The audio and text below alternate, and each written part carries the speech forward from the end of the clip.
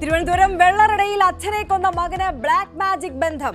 പ്രജിന്റെ മുറിയിൽ വിഗ്രഹങ്ങളും ആയുധങ്ങളും കൂട്ടിയിട്ട നിലയിൽ മുടിയും. അന്വേഷണം വേണമെന്ന് കുടുംബം. പോലീസ് എത്തി മുറി സീൽ ചെയ്തു.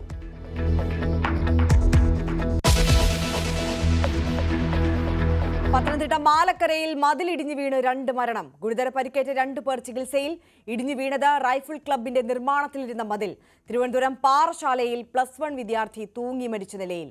ഫിഷ് ടാങ്ക് പൊട്ടിച്ചതിന് അമ്മ ശകാരിച്ചതിൽ മനം നൊന്തെന്ന് സംശയം.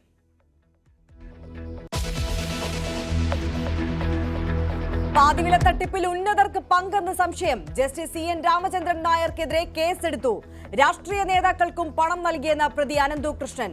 അന്വേഷണം ക്രൈംബ്രാഞ്ചിന് വിടാൻ തീരുമാനം. പണം ആര് തിരിച്ചു തരുമെന്ന് ഇരകളുടെ ചോദ്യം. അടച്ച പൈസ ഞങ്ങൾക്ക് തിരിച്ചു കിട്ടാനുള്ള നടപടികൾ എത്രയും പെട്ടെന്ന് സർക്കാരിന്റെ ഭാഗത്തുനിന്ന് ഉണ്ടാവണമെന്നേ പറയാനുള്ളൂ.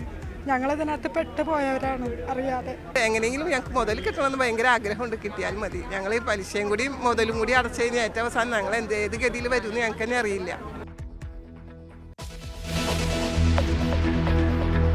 ICU പീഡന കേസിൽ കോഴിക്കോട് മെഡിക്കൽ കോളേജിന് ഗുരുതര വീഴ്ച. യുവതിയെ പരിശോധിച്ചത് പരിചയസമ്പന്ന അല്ലാത്ത ഡോക്ടർ. കണ്ടെത്തൽ മനുഷ്യാവകാശ കമ്മീഷൻ അന്വേഷണത്തിൽ. കുറ്റക്കാർക്കെതിരെ നടപടി വേണമെന്ന അതിജീവിത. 2 വർഷമായി. മാർച്ച് വന്നാൽ 2 വർഷമായി. അപ്പൊ ഇത്രയും 2 വർഷം ഞാൻ ഇതിന്റെ പുറകെ നടന്നിട്ടും ഞാൻ പല സ്ഥലത്തുനിന്നും അപമാനിക്കപ്പെട്ടു എന്നല്ലാതെ ഇതിലൊരു നീതി എനിക്ക് ലഭിച്ചിട്ടില്ല.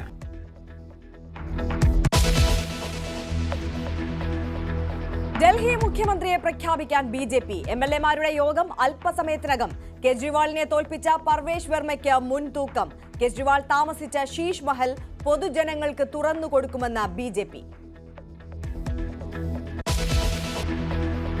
കരുവന്നൂർ വായ്പാ തട്ടിപ്പ് CPM-നെ പ്രതിസന്ധിയിലാക്കിയെന്ന് തൃശൂർ ജില്ലാ സമ്മേളന പ്രവർത്തന റിപ്പോർട്ട്.